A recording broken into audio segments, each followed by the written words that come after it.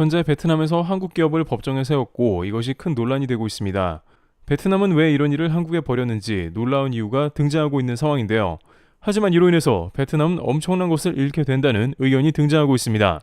우선 이러한 배경을 이해하기 위해서 지난 베트남 관련 사안을 살펴봐야 합니다. 국토가 남북으로 매우 긴 베트남 당국에서 남북을 잇는 고속철도 사업을 재추진합니다. 로이터 통신에 따르면 베트남 정부는 총 길이 1545km의 고속철도 건설 방안을 수립했다고 밝혔고, 공사비는 최대 587억 달러, 약 76조 7천억 원으로 초대형 국가 인프라 사업이 될 것으로 보입니다.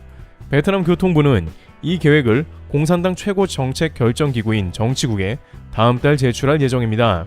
현재 동남아시아 지역 제조업 허브로 자리 잡은 베트남은 빠른 속도로 성장하는 경제를 뒷받침하기 위해 교통 인프라 투자를 확대하고 있으며 고속철도 건설도 수년 전부터 준비해 왔는데요.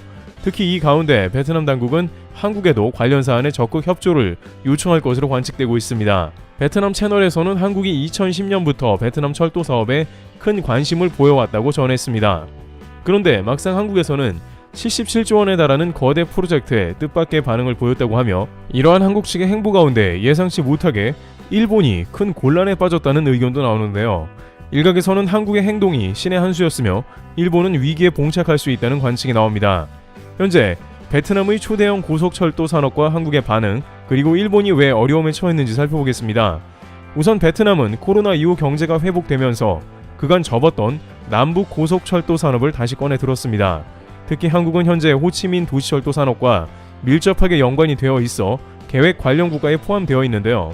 실제 2009년 10월 교통부는 베트남 철도와 관련하여 7개 한국 투자 컨소시엄이 35km 규모의 하노이 전철 건설에 나선 바 있으며, 나짱과 호치민을 연결하는 철도 프로젝트에 21억 달러 규모의 BOT 계약을 체결하였다고 발표한 바 있습니다. 이처럼 한국은 10수년 전부터 관련이 깊었습니다. 특히 베트남에서는 삼성과 LG 등 대기업이 입주하고 국가의 GDP 25%를 책임지기 시작하자 이렇게 사회 전반의 인프라 건설에 적극 한국을 참여시키는 모습을 다방면에서 보여왔습니다. 한국이 베트남에 가장 많이 투자한 국가이다 보니 어쩌면 이런 면은 당연하기도 하다는 의견입니다. 게다가 박항서 감독의 한류 열풍 등 베트남에서 한국에 대한 긍정적인 이미지가 매우 높고, 코로나 이후 베트남 관광청이 관광객을 모객했는데 한국 관광객이 가장 많이 들어오고 있다고 합니다. 베트남은 관광 수입에 의존하는데 이렇게 한국에서 관광객이 많이 오니 더욱 한국에 매달리는 것입니다.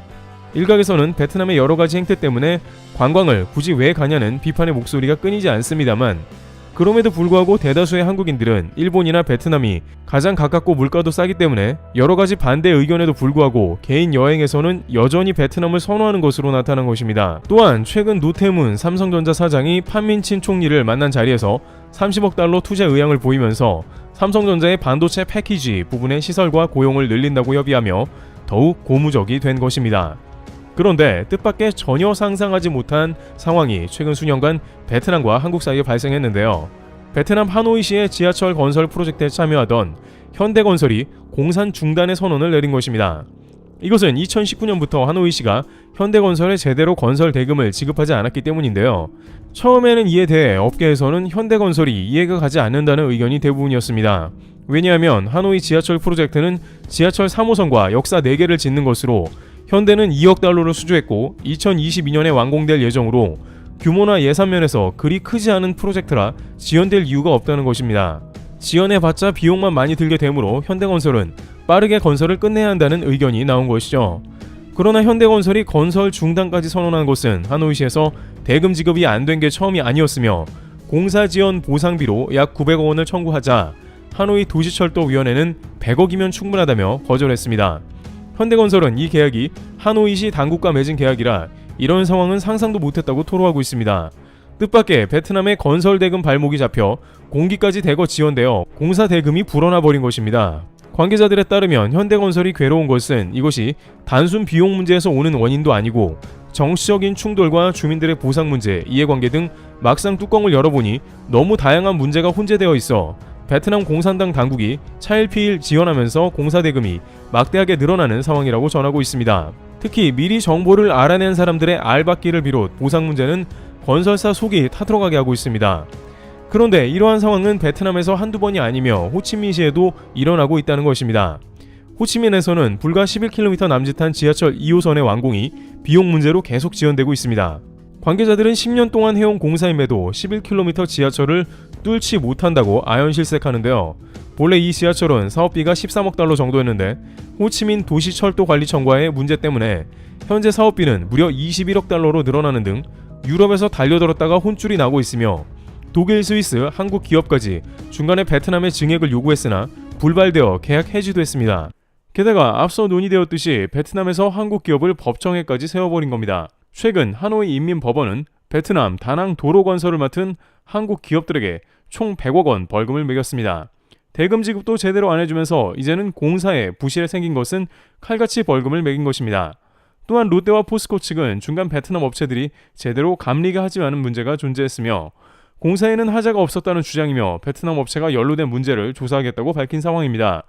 공사 지연으로 100억 원을 보상해 주더니 다른 곳에서 벌금으로 100억 원을 뜯어간 상황이기도 하죠. 그런데 베트남에서는 여전히 이러한 모순을 파악하지 못하고 한국에 사업을 요청 중인데요. 하지만 여기서 한국과 일본이 등장하며 상황이 전혀 다르게 흘러가는 모습이 나오고 있습니다. 특히 일본은 예상 밖의 베트남 행보로 인해서 자칫 덫에 걸릴 위기 상황이 등장하는데요. 우선 한국은 이러한 맥락 가운데 현대, 로템 등 다수의 한국 철도 업계들이 사업 철수를 결정하며 내부적으로 베트남과는 철도 사업을 더 이상은 진행할 수 없다는 결론에 다다르고 있습니다. 계약서를 써봤자 무용지물이며 사업비 증가와 정치적 리스크가 존재하기 때문입니다. 게다가 이렇게 늘어나는 사업비는 대부분 시공사가 뒤집어쓰고 제대로 해결이 안 되는 경우도 허다합니다. 따라서 이번 베트남 정부에서 제아물이 77조 원짜리 고속 전철을 건설한다고 하더라도 한국에서 섣불리 이런 대형 사업을 진행하는 것이 위험하다는 진단을 내리고 있다는 것입니다. 관계자들은 반농담으로 호치민 철도가 10년 동안 10km를 겨우 건설한 실정이라면서 1500km 남북 고속철도를 건설하게 된다면 수백 년이 걸릴지도 모른다며 손사래를 칩니다. 하지만 베트남 정부에서는 남북을 연결하는 철도가 국가 발전에 큰 도움이 된다는 청사진을 제시했고 철도 인프라 구축 뒤에 하노이에서 나트랑에 이르는 도시들도 대거 개발할 계획도 제시한 것입니다. 그러나 한국은 물론이고 유럽조차 이러한 계획에 시큰둥한 모습을 드러내자 베트남은 다른 수를 내는데요. 베트남 판민친 총리는 남북 고속철도 건설에 일본의 도움을 강력하게 요구한 것입니다. 그런데 베트남은 여기서 일본의 공적 개발 원조인 ODA 협력 사업도 지원 요청한 것입니다. 즉 대규모의 인프라를 건설하는 데 있어서 일본의 국가 자금을 끌어오겠다는 의도를 보인 것입니다. 물론 베트남의 위험성을 일본이 모르진 않습니다만 이번엔 일본은 조금 다른 모습을 보였습니다. 작년 11월 영국에서 개최된 UN 기후협약에서 기시다 총리는 베트남의 탄소 중립을 위해서 약 100억 달러의 원조 의향을 밝혔고 이러한 자금을 베트남에서 활용하길 원한 것입니다. 즉 일본의 공적 원조를 통해서 자금을 수혈하되 이것이 기시다 총리의 뜻이라는 것입니다.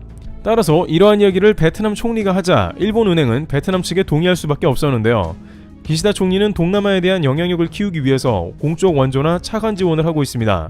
중국이 남중국해로 뻗어나오며 위협하자 일본이 이에 맞서고 있는 형국인 것입니다. 중국의 1대1로 사업 확장을 저지하고 일본의 영향력을 키워야 한다는 게 일본 정부의 흐름입니다. 그러다 보니 일본에서는 우선 베트남 철도 사업이 수많은 문제가 있음에도 거절을 못하고 있습니다. 또한 이제 베트남 경제가 규모가 커져 대규모 프로젝트를 진행하는 것도 가능하다 보고 있습니다.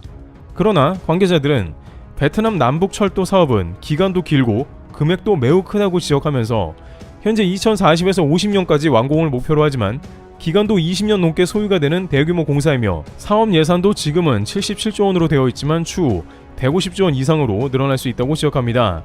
자칫 일본 정부가 베트남 고속철도의 수렁에 빠져 헤어나오지 못할 수도 있다는 뜻이 되는 것입니다. 그리고 베트남과 공적 원조 사업 ODA 방식이 문제가 있다는 것은 뜻밖의 중국이 증명해주고 있는데요. 실제 이번 건설 프로젝트에는 일본의 우려와는 달리 중국은 1대1로를 언급조차 안하고 있습니다. 왜냐하면 중국도 베트남 철도 사업을 잘못 건드렸다가 한국과 똑같은 일이 일어났기 때문인데요. 중국은 전세계 1대1로는 다 참견하며 다니지만 베트남만큼은 피하고 있는 모습인 것이죠. 실제 중국은 하노이의 깐닌 하동 13km 구간을 2008년에 시작해 2013년에 마무리할 계획이었지만 2019년에 돼서야 시운전에 가까스로 들어가는 등 사업이 완전 엉망이 되어버린 것입니다. 일각에서는 이 사업이 중국 철도 엔지니어링 국영회사가 맡았고 ODA 방식으로 진행되었으나 중국과 베트남 정부의 의견차로 공사비가 부풀려졌다는 의혹을 제기하고 있습니다. 그런데 베트남 측에서는 중국이 약속을 지키지 않았고 공사를 반드시 마치라며 최후 통첩을 했다지만 반대로 중국은 베트남 측에서 공사비를 빼먹었으며 제대로 공사비를 지급하지 않았다고 주장합니다. 처음에 이런 사건이 터졌을 때 대부분은 중국을 의심했고 중국 잘못이라고 지적하기도 했는데 철도계에서는 이 문제만큼은 중국 측 주장이 맞을 수도 있다는 의견을 제기하고 있습니다. 한국과 유럽 등 모두 같은 방식으로 당했기에 애초에 사업에 신중해야 한다는 것입니다. 베트남 언론은 초대형 수전이 이어진다는 보도를 하고 있지만 싸늘한 이유인 것이죠.